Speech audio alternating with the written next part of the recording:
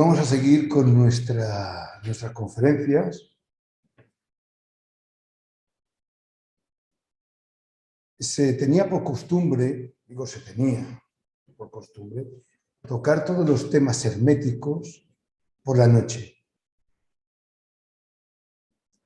Se hacía como costumbre hace mucho tiempo, ¿no? Ya.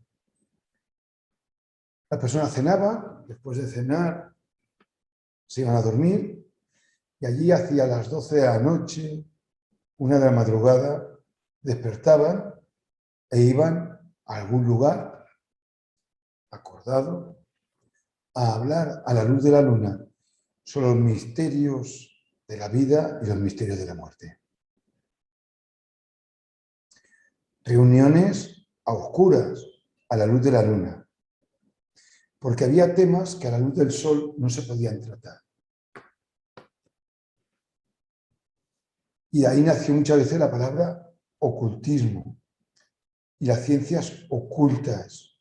Y tiene una razón también durante un tiempo que estaban ocultas a la luz de la sociedad, porque la iglesia, etcétera, pues no estaban de acuerdo y había uno que ocultarse por lo que pudiera pasar. Pero también la palabra ocultismo es que estas enseñanzas se entregaban cuando no estaba la luz del sol, cuando la luz del sol estaba oculta. Podemos imaginar desde un bosque con druidas a cualquier otro lugar, al lado de un río, en un lago, en un pequeño bosquecillo del Mediterráneo, un grupo de personas anhelantes de conocimiento, juntas escuchando la voz de alguien que tenía una experiencia de hacía tiempo y que esa experiencia la había recogido de otra persona anterior a él. Y que esa persona anterior a él la había recogido de otra persona anterior a él. Y esto es lo que se llama tradición hermética. Y la tradición hermética durante mucho tiempo no fue escrita. Fue oral, de labios a oídos. Aparte, la tradición hermética es íntima. Nos acordamos del íntimo, lo que nos enseña, o Shereshade, o Marta, o tantas partes que tenemos. Pero durante mucho tiempo no fue escrita. Sí que es verdad que fue cincelada. En algunos lugares en madera. Y de esto ya, pues, la madera dura menos tiempo y no duró. En otros en piedra viva, se dice. Y uno dice, ¿hay piedra muerta? No. Pero hay piedra en la que esa piedra ha sido realizada, y bueno, la piedra no ha sido realizada por la naturaleza, pero hay piedras a las cuales se le ha realizado un trabajo. Y un trabajo mágico, sí, pero primero un trabajo de aceptación. Preguntarle a la piedra si ella realmente quiere o acepta ser cincelada. Ya sé que cuando uno tiene una piedra, pues la cincela y está, hago lo que quiero. Pero se ve que los antiguos eran más respetuosos y eso no lo realizaba. Le preguntaban a la piedra si quería ser cincelada. Y si la piedra decía que sí, porque las piedras hablan, entonces se hacía todo un trabajo para que esos golpes que se le iba a dar no les hiciera daño.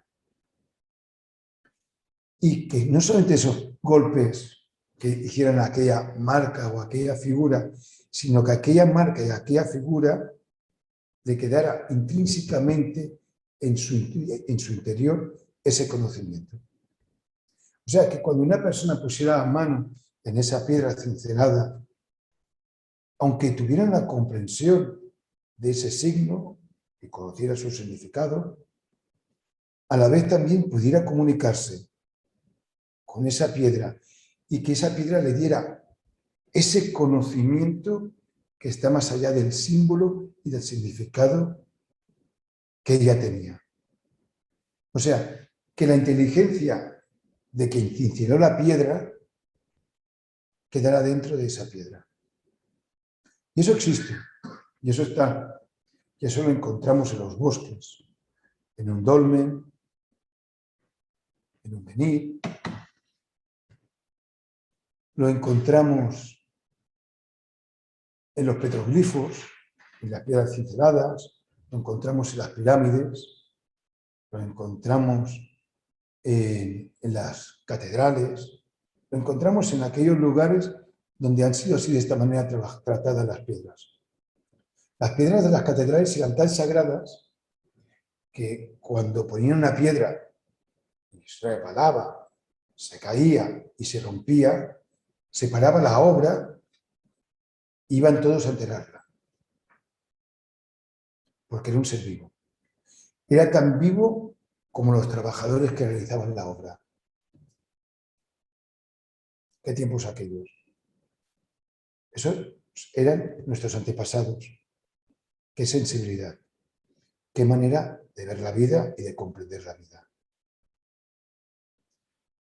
Nuestros antepasados, que según la ley de reencarnación, quizá algunos de esos antepasados estamos aquí, somos nosotros mismos, con otras ideas y otros conceptos. Pero la esencia nuestra esencia del tiempo pasado es la misma. Es verdad que ahora está oculta una vez más, y no oculta de la luz del sol, sino que está oculta por otros conocimientos que hemos adquirido, por otras costumbres, por otros hábitos, pero que es esa esencia a la que el hermetismo se dirige para despertarla y para que una vez más esté latente en todos nosotros. ¿Y cómo se despierta esa esencia? ¿Cómo se despierta ese pasado, esa sensibilidad que tuvimos con miles y miles de años en contacto con la naturaleza, con rituales, con antiguos idiomas ya que se desconocen? ¿Cómo se vuelve a despertar eso? Pues bien, en el hermetismo de todos los libros, en su parte hermética o en sus frases herméticas, todos dicen lo mismo, que el ser humano, nosotros, hemos de cambiar. Que ha de haber un cambio. Y entonces viene cuando uno espera ese cambio que se haga externo. O sea, que suceda algo, que ayer explicamos, ¿os acordáis? Lo del cometa, que a veces un cuerpo celestial, pasado por algún lugar determinado, puede cambiar nuestra vida. Pero no de todos, sino de aquellos que están en contacto consigo mismo. Entonces, el ser humano espera un cambio externo, algo que suceda, algo. Y es verdad que hay fuerzas en el universo que nos podrían hacer cambiar. Pero no sabemos si esas fuerzas están lejos o están cerca. Por ejemplo, los anillos de Alcione,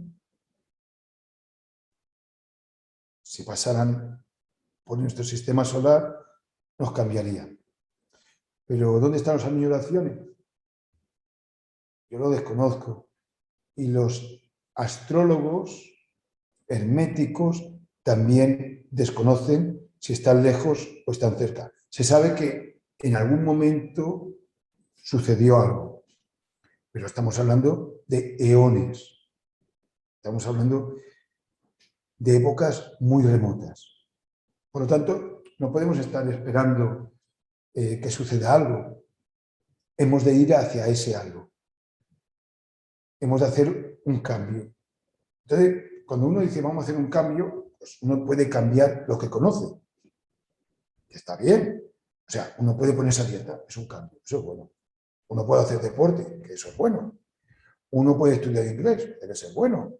Uno que es inglés puede estudiar castellano, que también debe ser bueno. Uno puede, pues no sé, ¿no? Estar en más contacto con la naturaleza, etc. Pero no se refiere a estos cambios en el hermetismo, porque esto es lo conocido. Y el hermetismo se refiere a un cambio radical, Y cuando digo cambio radical, no significa de que si uno va andando hacia el sur tenga que radicalmente cambiar y andar hacia el norte. O que si uno está viviendo en la playa tenga que cambiar radicalmente y vivir a la montaña. Porque eso no son cambios radicales, son cambios. El cambio radical está visto o se dirige hacia lo que es la parte oculta, hacia nuestra noche, hacia como hacían nuestros antepasados o nosotros mismos, que íbamos a la luz de la luna a encontrar enseñanzas, pues a ese lugar, al lugar oculto, al lugar que desconocemos. ¿Y qué es lo que desconocemos? Pues lo que no conocemos. Claro, pues eso desconocemos. Si supiéramos lo que desconocemos, ya no desconoceríamos. ¿Y hacia dónde va ese cambio radical? ¿Hacia qué parte desconocida? Hacia nosotros mismos. Somos el gran desconocido. Desconocemos generalmente lo que no vemos, ni lo que no escuchamos. ¿Y a quién no escuchamos? A nosotros. No nos escuchamos. Hay gente que dice, es que no me escucha cuando habla. Bueno, tranquilo, no es nada personal, a mí tampoco me escucho. No nos escuchamos. Oír, nos oímos, que es un acto de tener un reflejo interior de nuestros pensamientos. Pero una cosa es oír y otra cosa es escuchar. Escuchar es un acto consciente.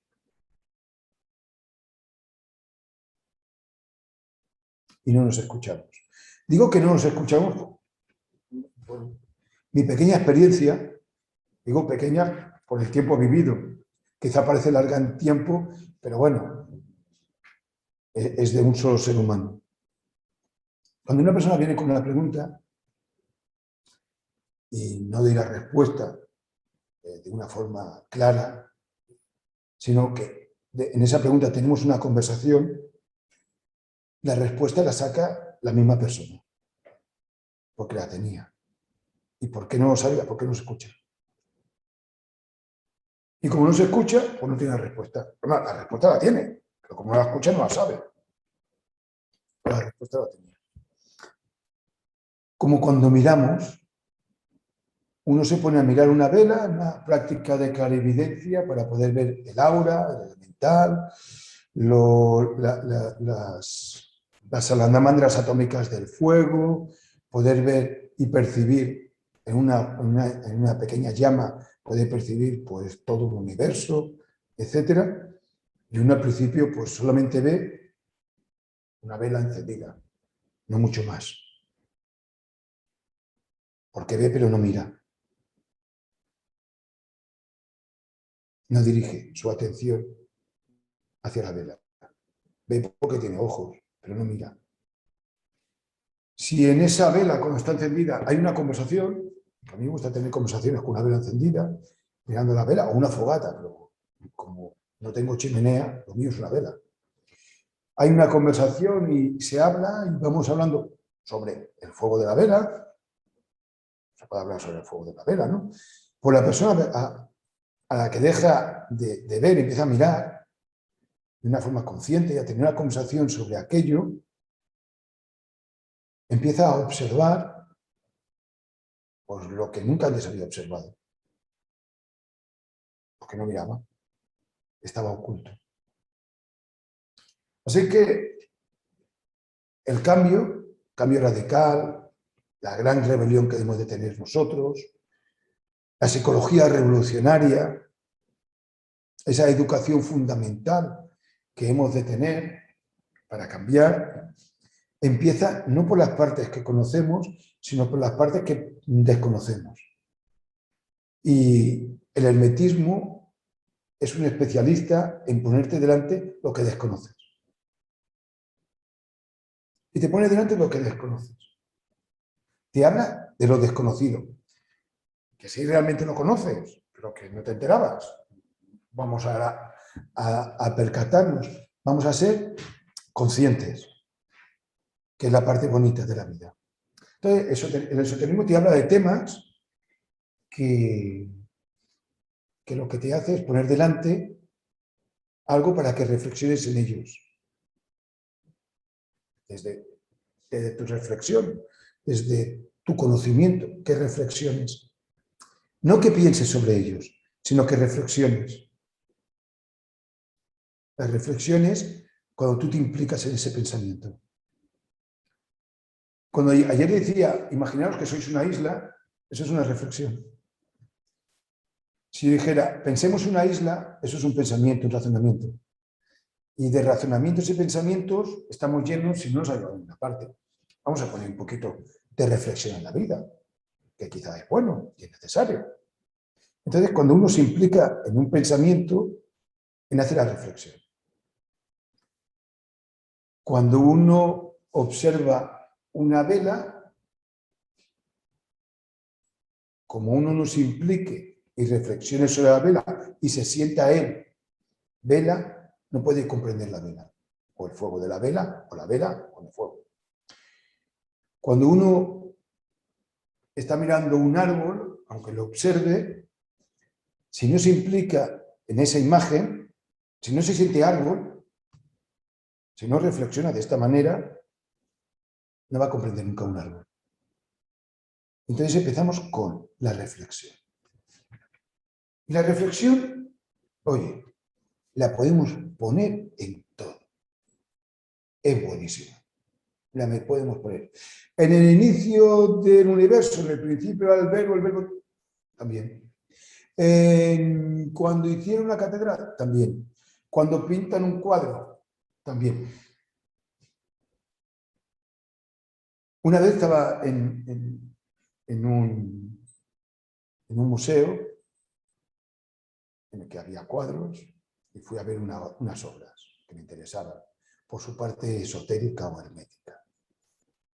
Y estaba mirando cierto cuadro, da igual, era un cuadro de impresionista,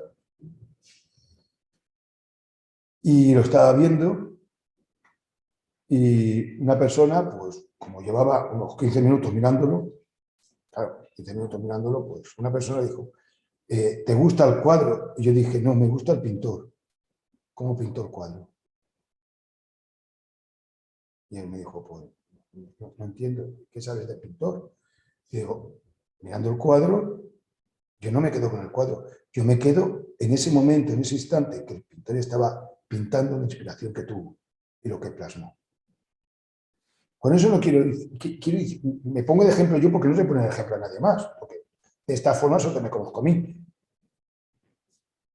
La causa, el motivo. Sentirse el que pinta el cuadro. Entonces, vi a aquel pintor en su habitación, con su inspiración, con el pincel. Yo dibujar es lo que menos sé en la vida. Y pintar, nunca lo he intentado. Pintando ese cuadro. Y sentí el por qué lo pintaba. ¿Cuál era su idea? ¿Cómo cambió de idea a medida que cambiaba el cuadro, que pintaba el cuadro? Porque reflexionaba sobre el cuadro. Y el cuadro me llevó al pintor. Cuando uno reflexiona sobre un menir, aparte de las señales y lo que tiene el menir dentro, a la que yo me siento el menir, pues claro, antes de ser un menir fue una piedra diferente. Y alguien vino y me cinceló. Entonces voy al que me cinceló y comprendo el motivo de por qué me cinceló. Eso se llama reflexión. Y la reflexión entra en todos los sitios, en todos los lugares. Al principio la reflexión es poquita, porque reflexionar es meditar. Ni más ni menos, es buscar información. De una forma que va más allá de lo que es la mente y que se utiliza lo que es la imaginación, la inspiración y la intuición. Estas herramientas que las tenemos, porque las tenemos todos, si no están ejercitadas, están en pequeñito. Pero a la que lleva uno 15 años ejercitándola, 20, 30 o 40 quizás ya, o más, pues uno las empieza a tener un poco menos oxidadas que el primer día. Vamos a suponer, ¿verdad? Porque si no la cosa es que no va muy bien. Y entonces esa meditación, esa reflexión, lo utilizas en toda la vida. en un cuadro, en un menhir, en una catedral o en cualquier otra cosa. Y claro, si lo pones hacia el exterior, que está muy bien porque aprendes muchas cosas, hacia el interior también lo podrás poner. Y entonces en ese interior, cuando te pones tú y te sientes tú mismo ante las cosas que suceden en la vida, te empiezas a oír y te empiezas a mirar, a ver, a observar, te das cuenta de un sinfín de cosas que tienes que nunca las has ordenado y que están puestas como vinieron a la vida, como fuiste aprendiendo de tus padres, de la escuela, del instituto, de la universidad y de tus amigos y de los libros. Fueron viniendo y se fueron acomodando dentro de ti, pues, en el lugar que se sintieron más cómodas, pero que no hubo en toda esa vida, en toda esa experiencia, en toda esa enseñanza, alguien dentro de ti que las ordenara, que las mandara y que las dirigiera. Y que toda esa experiencia y todas esas inteligencias que tienes, esas manualidades que tienes y esas habilidades, pues que están allí sin un amo, que a veces vas y las utilizas y luego las dejas y que piensas que lo máximo que puedes hacer con ellas es eso, porque no es nada más. A la que das un sentido de que todo lo que has aprendido y está dentro de ti está vivo, como tu hígado, tus riñones, tu sangre, tus células, tus huesos, tus ojos, tu pelo, tus uñas, que lo que hay dentro psíquico también está vivo y que forma parte de ti y que no hay nadie que lo dirija, que viven tal como viven, empiezas a pensar que quizás hay cosas que tienes que dirigir, porque hay habilidades y tal que no las tienes bien puestas y que no estás extrayendo de ellas todo lo que tenías que extraer. Ni ellas te están dando todo lo que tenían que darte.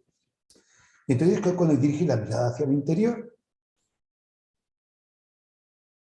y empiezas a conocerte y a dirigir tu vida, a ser consciente de tus propios procesos psíquicos. Y esto puede parecer un embrollo, pero no es ningún embrollo, es lo más normal del mundo. Es como un armario, una caja de herramientas, un ordenador, unos libros, una biblioteca, que son tuyos, es lo que tú vas a tener, lo que tienes en esta vida, lo que vas a utilizar en tu vida, y que lo tienes que saber dónde está cada uno y ponerlo en el lugar que le corresponde, o al menos bajo tu gusto, no como hayan caído. Un orden y una armonía. Y eso se va consiguiendo a medida que vas aprendiendo a reflexionar. Porque cuando reflexionas sobre tu vida, y yo no digo toda la vida porque es muy larga, sino la reduces a un solo día de tu vida, o a 5 horas de tu vida, o a 1 hora de tu vida. 1 hora de tu vida se resume de toda tu vida. Y uno dice, no, sí. O sea, uno puede estar reflexionando sobre 1 hora de su vida durante el resto de su vida. Y sobre 1 segundo de su vida durante el resto de su vida. Porque el tiempo no existe no es lineal en nuestro mundo interior. Son instantes. Y cuando uno reflexiona sobre algo de su vida que le hace reflexionar, pues se da cuenta que lo podía haber hecho mejor, que podía haber sido más rápido, y que tenía esas herramientas, pero que en ese momento, oye, no le salieron, no se le ocurrió. Pero claro, si solo reflexionas y piensas eso y sigues tu vida, pues acabas de perder algo importante, que es hacer cambios radicales en tu vida. Cambiar las herramientas que tienes, el lugar, etc. Cuando uno tiene ese ese impacto de la vida que dices, ostras, y en esa reunión, ¿por qué no dije esto si lo sabía? O en ese examen, ¿por qué no escribí lo otro? Oye, ¿por qué no me di cuenta de aquello? No pienses que en la edad, es porque estás desordenado. Ordénate. Entras dentro de ti, eso está muy bien, y dices, a ver, ¿por qué no salió esto, esto y esto? ¿Qué hacíais? Pregúntaselo. ¿Qué hacíais y dónde estabais? Porque a lo mejor tiene una respuesta. Y a lo mejor es que no están en su lugar o no sabían más. Y si haces una reflexión con ellos, la próxima vez que te suceda algo parecido o semejante, verás cómo están engrasados y saben. Y esto no solo sucede una vez en la vida, que uno diga, fallé en esto, no tenía que haber fallado. Dije esto, no lo tenía que haber dicho. Me enfadé en esto, no me tenía que haber enfadado. No hice aquello, lo tenía que haber hecho. ¿A qué no? ¿A qué nos ha pasado muchas veces? Pues todo eso, esos impactos que tenemos, se llama gimnasio psicológico. Y gracias a esos impactos, esas cosas que suceden externas, como aquel meteorito que pasa por el sistema solar, uno puede darse cuenta, percatarse de sí mismo y ver que hay cosas que están mal. Y no cosas, yo no estoy hablando de cosas que están mal, no, cosas que son buenas, pero que no están en su lugar. Y reflexionando, se ponen en su lugar. Porque les falta un dirigente. Y si tú no las diriges, esto es como el artista que pinta de una forma increíble. Oye, dibuja y pinta y tiene unos cuadros maravillosos y no gana ni un euro. Es pobre. Hay algo, una parte comercial en él, que no está en su lugar. O la ignora, o bien la tiene que crear, o si está creada, está en otro sitio y en el sitio que tiene que estar ella ha puesto algo. Por ejemplo, yo que sé, ¿no? Ha puesto pues la inseguridad. Donde tenía que estar la parte comercial y valorar sus cuadros, está la inseguridad. Y ahí hay un problema muy grande. Y viene otra persona, el marchante de arte, que no ha dibujado en su vida y que no sabe pintar, pero que tiene muy bien colocada la parte comercial, ve aquellos cuadros y se hace millonario. ¿Y el que ha pintado si el otro? Pues eso nos sucede a todos y a cada uno de nosotros. Y ya no solamente con el dinero, sino con el mundo de las relaciones externas e internas. Tenemos un sinfín de herramientas que están mal puestas. Un montón de virtudes que o están esperando a que las encontremos y las actualicemos, las pongamos, venga, a trabajar, o bien hay virtudes que están fuera de su lugar y cuando las sacamos no está nada bien. Y se consigue ordenar todo nuestro espacio psicológico a través de lo que es la reflexión, la meditación. Por eso meditar es tan importante. Por eso reflexionar es tan importante. Y si ni se medita ni se reflexiona, pues la vida va según el azar, según cómo sople el viento, según lo que suceda, según, entre comillas, la suerte como tenga. Pero si uno quiere tener su propio motor interno y navegar como él quiere navegar e ir porque tiene unas metas y tiene unos anhelos de conseguir, pues va a tener que ordenarse. Eso se hace a través de la meditación. Es verdad, y es cierto, que hay anhelos que uno tiene por los cuales se pone a meditar y a reflexionar sobre su vida y al final esos anhelos cambian y vienen otros.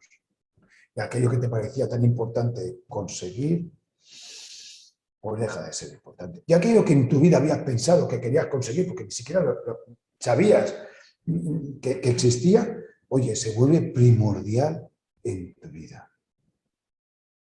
Y haces un cambio radical. Y vienen los amigos, las amigas, la familia, y te dicen, oye, tú has cambiado. Y dices, no, sigo fumando igual, sigo trabajando en el mismo sitio, no ha hecho nada de deporte, no he cambiado. Pues te se ve algo diferente. Hombre, sí te se ve diferente, porque estás haciendo un cambio interior. Con eso no digo que tengas que fumar, digo que Sí, es que son los cambios que más se ven en la vida, que dejas de fumar. Bueno, dejas de fumar y la gente se da cuenta cuando no fumas. O sea, cuando te dicen, quiero un cigarro, y dices, no, deja de fumar, lo tienes que explicar. Pues estos cambios internos, aunque no los digas, aunque te los calles, aunque te dicen, tú has cambiado, ¿qué ha pasado en ti? Y yo, haciendo reflexiones interiores que no son nada físicas, se me nota tanto el cambio. Y como cambias tú, si las personas se dan cuenta que has cambiado, la naturaleza se da cuenta que has cambiado.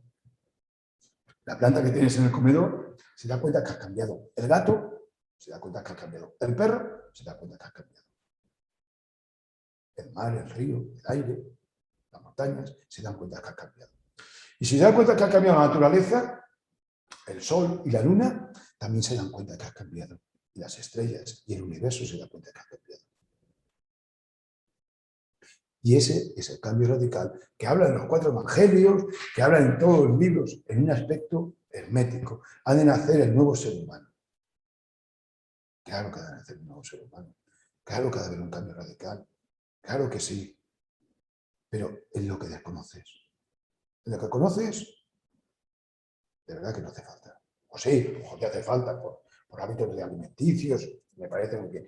Pero el cambio radical, el hermetismo se refiere a este cambio tan íntimo, tan interno, y que solo uno lo puede hacer.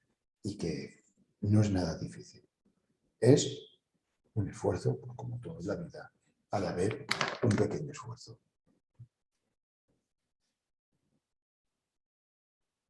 Más allá de ese cambio radical, de ese gimnasio, de esos golpes que te da la vida y que te hacen ver dónde estás, más allá de ese cambio radical, luego viene lo que es un nacimiento, que decía ahora, ¿no?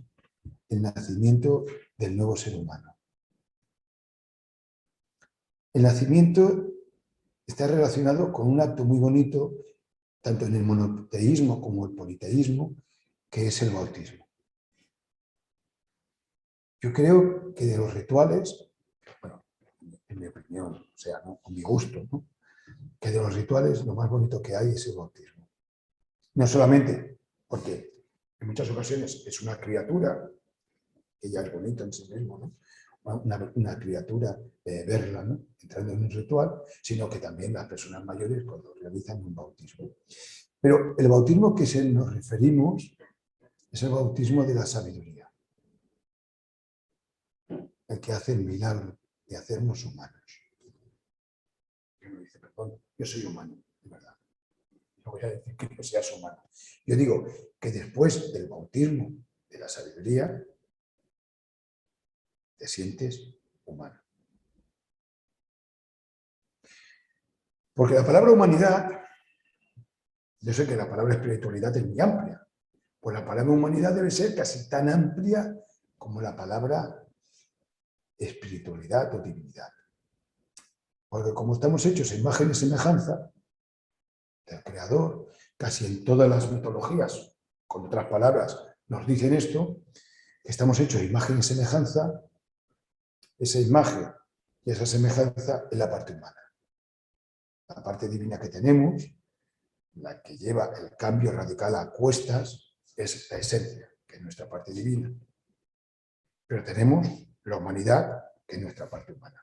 Tanto es así que dentro del hermetismo dijeron, pues vale, pues como hay una parte divina y una parte humana dentro de cada ser humano, a la parte humana se llama humanidad y a la parte divina le llaman alma o esencia, pues comprendieron que en el ser humano estaba constituido de dos partes anímicas, de dos almas. De la parte divina, que era que se encargaba de regular todo lo que es el espacio psicológico, etcétera, y de virtudes y facultades, y de la parte humana, la que tenía tenía la responsabilidad de ordenar y mandar sobre la humanidad, sobre nuestra parte humana. Yo digo, ¿cuál es la parte humana de uno? Retiro un momento la parte divina, pongo la parte humana. La parte humana 1, nuestros antepasados. la antropología. Si la psicología es el estudio del alma, la antropología es el estudio del hombre, ¿no? Pues bueno, son dos ciencias que van a la par, son diferentes. Nosotros tenemos psicología y tenemos antropología. Nuestros antepasados o nosotros mismos en otras existencias. Nuestra humanidad.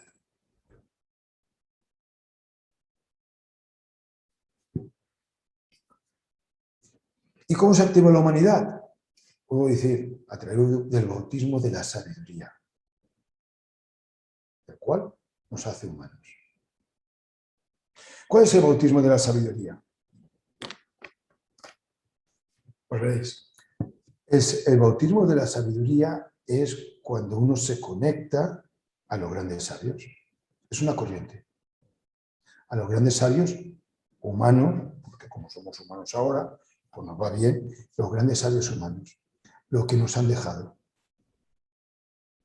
Por ejemplo, cuando uno entra Corpus Hermeticum, que hablábamos ayer, hay un libro que a mí me encanta, pues uno se conecta con Hermes Trismegisto. Entonces, lo mismo que contaba cuando uno se conecta con un menhir y que al final entiendes el constructor o el artista del menhir, con Corpus Hermeticum, cuando entras en ese libro y reflexionas en ese libro y lees ese libro, no únicamente tienes que estar con el libro, que ya es mucho, sino que has de dar un paso más y estar con el autor del libro, con Hermes.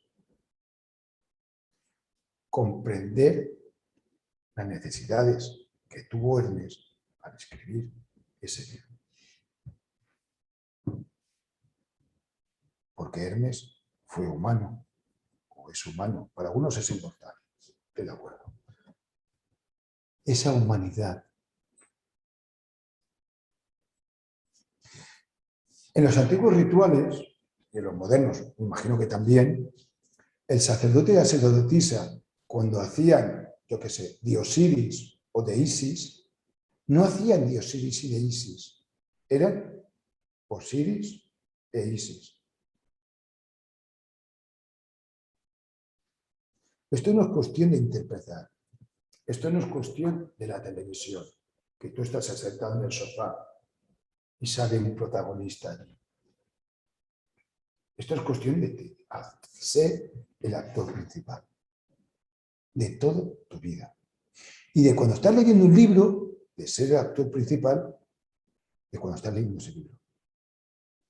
Y de cuando estás viendo una obra de arte, de ser el actor principal de esa obra de arte. Aquí no eres secundario, aquí eres principal. Y esto es lo que te enseña el hermetismo. Cuando uno lee un mito, como puede ser el de Heracles, el de Hércules, el de los famosos 10 trabajos, que al final se transformaron en 12, uno tiene que ser Heracles. Y lo que lees, lo tienes que sentir.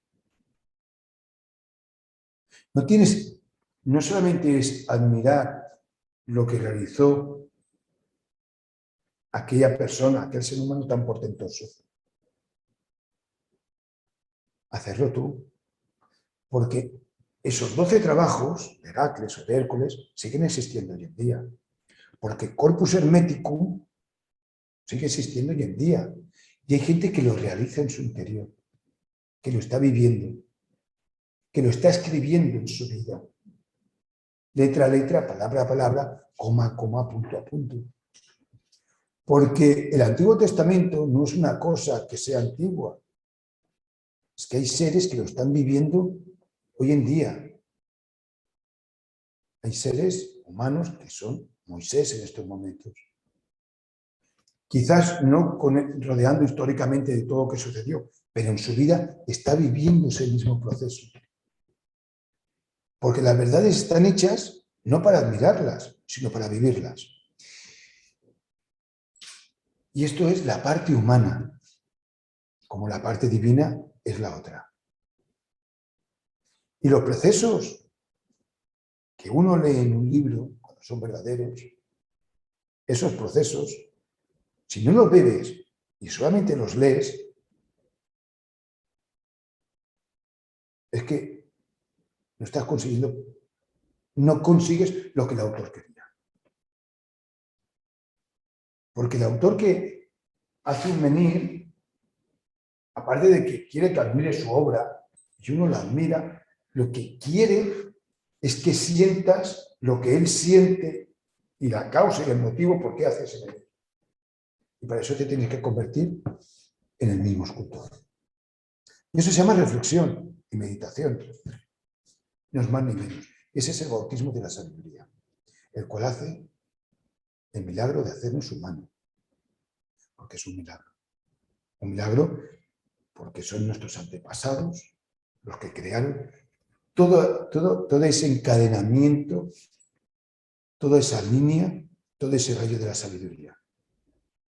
Son humanos, como tú y como yo, con sus limitaciones y sus problemas,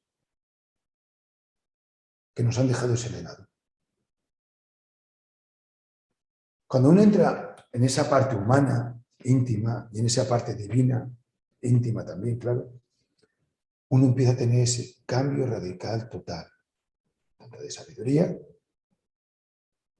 porque aprecias la vida de una manera diferente, una forma humana totalmente diferente, ves la humanidad como algo muy diferente a como ahora se ve, pero totalmente diferente, como la parte psíquica, como empiezas a ser responsable de tus propios procesos. Pues muy bien, vamos a dejarlo hasta aquí. Son las 10:42 de un sábado, ahí donde estéis, si estáis en Barcelona, pues un sábado en la ciudad de Barcelona. Hoy hace frío, abrigaros. Si podéis, salid al campo, ir al mar, daros una vuelta, leeros un buen libro, reflexionar. Y no solamente miren la biografía del autor y lo que escriben sobre él. Sed vosotros el autor del libro, vividlo, comprended el autor, que es la parte más importante, que sí, el autor es el libro vivo, leer es el libro vivo. Y con las piedras lo mismo. Tocad esas piedras vivas. Ya veréis cuánto os explica y nos dice. Que paséis un feliz sábado. Hasta mañana lunes a las 8:30. ¿Es a las 8? 8:30. 8:30, ¿no? Pues hasta el lunes a las 8:30 de la noche. Dios.